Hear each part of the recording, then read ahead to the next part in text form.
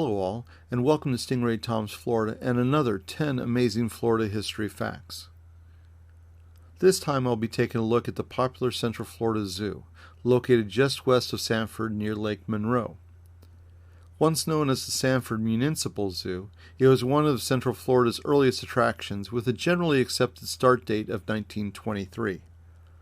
That makes the zoo nearly 100 years old. It's one of the oldest zoos still in operation in Florida, with the St. Augustine Alligator Farm and the Jacksonville Zoo likely the only two that are older. Today, the Central Florida Zoo sits on property outside of downtown Sanford, close to the intersection of State Road 46 and Interstate 4, and has quite a bit of land available for its use.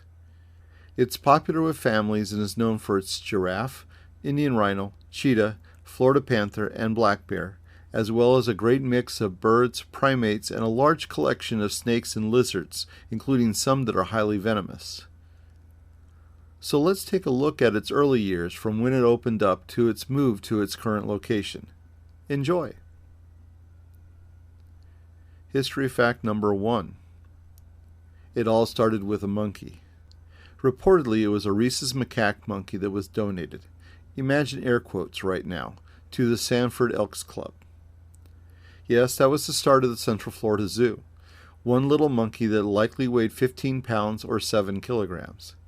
While it was said to prove popular among the elks and their friends, it also became apparent that it was a troublemaker. The monkey was actually given to Cy Smith, the custodian for the Elks Club. The previous owner was supposed to have been someone connected with the carnival. The carnival, it said, ran out of money and shut down while it had stopped in Sanford for a performance. History fact number 2. The monkey gets a new home. Before 1923 had run its course, Cy Smith had turned the monkey over to Sanford's fire chief, Mac Cleveland, because who better to take care of a rambunctious monkey than the local fire department? The monkey, whose name was Jack, did well there as the firefighters built a cage in their parking lots and somehow even found the monkey a mate. By the end of the next year, more animals were donated to the fire department, though these were mostly locally caught, such as raccoons, opossums, ducks, gators, skunks, squirrels, and porcupines. It seems as if the men ended up being zookeepers more than firefighters. In 1924, there ended up being enough animals and enough commotion that the City Commission got involved. Remember, this would have been happening in the downtown of a small city with a population of about 7,000.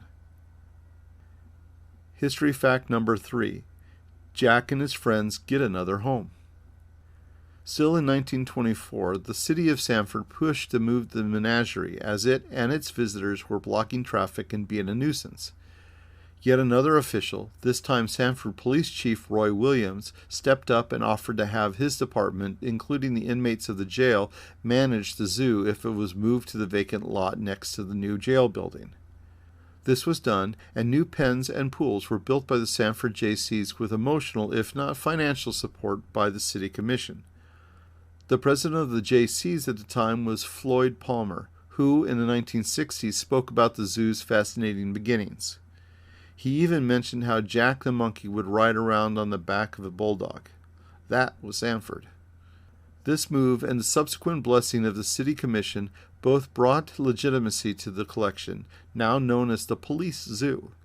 Eventually it would also receive an official name, the Sanford Municipal Zoo, one it would hold on to for 50 years.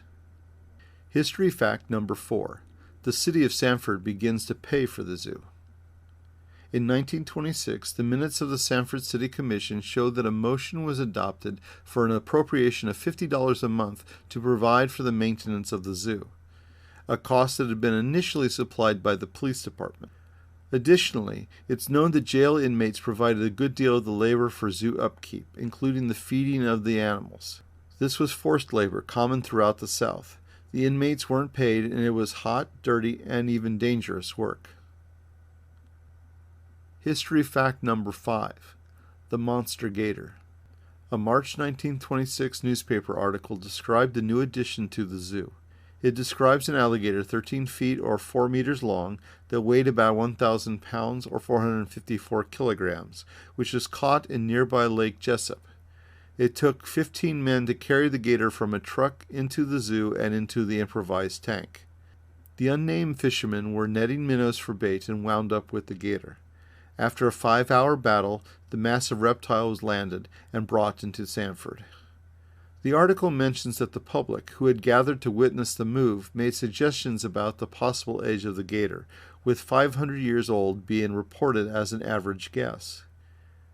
115 years later, the nature of the longevity of gators is still speculation, but the oldest gators on record have lived into their 80s, nowhere near the 500 years, and it takes them about 40 years or so to reach 13 feet, a common length for mature gators.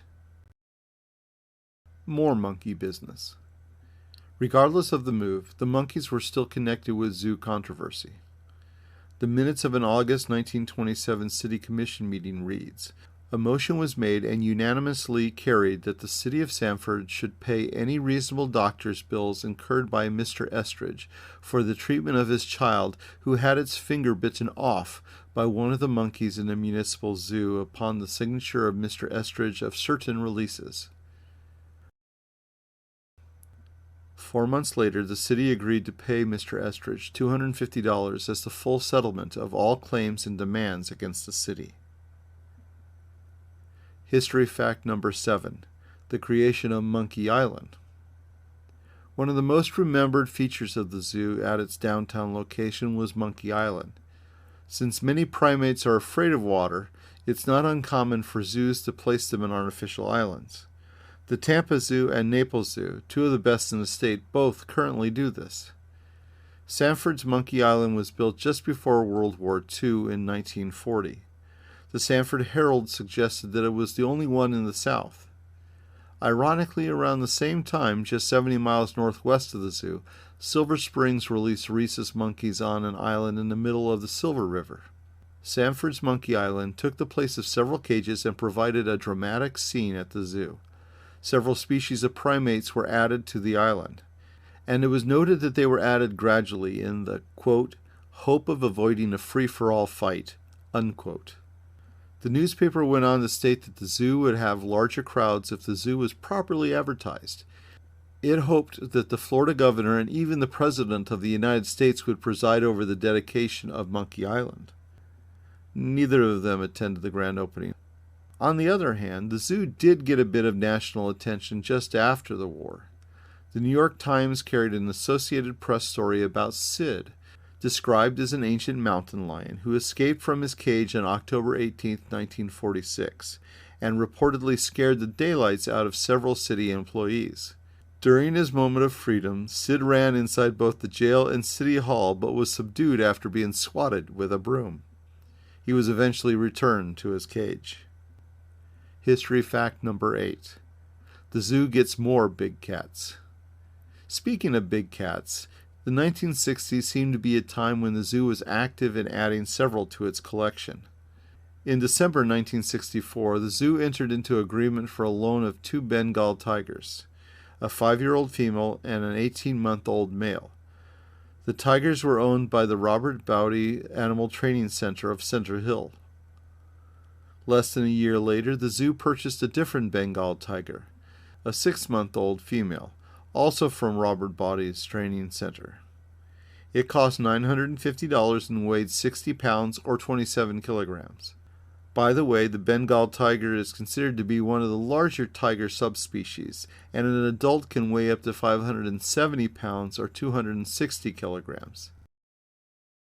The zoo also reported that it had received a leopard in 1966, though it was said that the leopard was afraid and refused to come out of its den so that visitors could see it. And finally, as can be seen from this memo, the zoo took possession of a young cougar in 1967. This was a donation from a veterinarian in Jacksonville who found themselves the default owner of a 6-month-old after a medical procedure.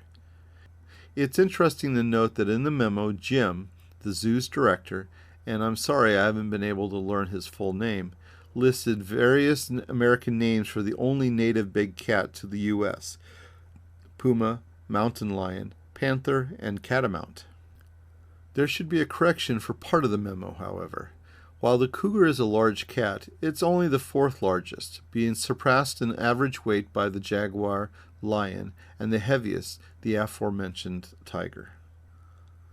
Also, notice how the memo was returned with a handwritten message from Sanford City Manager Warren Knowles, known as Pete, stating simply, "Yes, go man, go." History fact number 9. How expensive are elephants?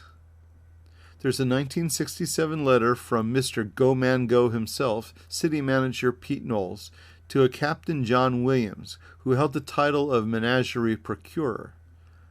The letter discusses the reasons why the city couldn't afford to keep an elephant. It's an interesting document because it lists the basic costs of feeding and housing elephants in 1967 prices, and it provides insight about what elephants were fed. Notice that an adult elephant would consume nearly 700 pounds of food and cost over $9,000 a year. Adjusted for inflation, that's roughly $70,000 annually in 2021 dollars, which is around what zoos actually do spend on nutrition for each of their larger elephants today. History fact number 10. Jungle Jack Hanna, the early years. Long before he was famous as Jungle Jack Hanna with his own TV shows and regular appearances on other TV programs such as Good Morning America and The Tonight Show, Hanna got his first real zoo management job with the Sanford Municipal Zoo. While he was only the zoo's director for a brief time, between 1973 and 1975, he had a significant impact, as this was the most important time in the zoo's history. For quite a few years prior to his tenure as director, the city of Sanford and many of its residents had been discussing the future of the zoo.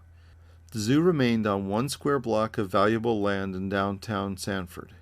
It wasn't possible for the zoo to grow, but neither was it likely to be improved with more modern animal enclosures. It was too small and too old. Many locals, including most elected officials, simply wished it wasn't there. By the start of the 1970s, there was enough interest in moving the zoo that civic groups were organized, and eventually Seminole County purchased 104 acres to the west of Sanford, but still in sight of Lake Monroe. It was for a brand new facility and park.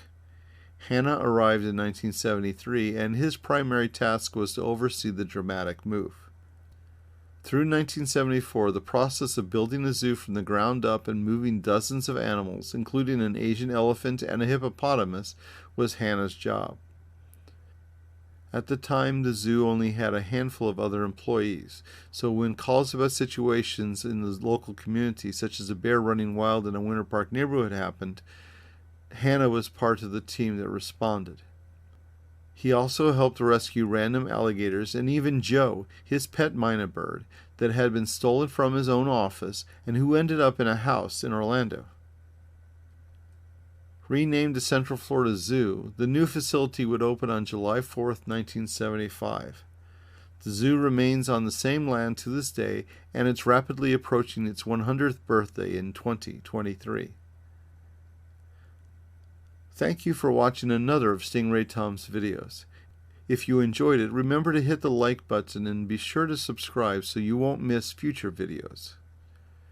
Stingray Tom's Florida, traveling through time around the Sunshine State.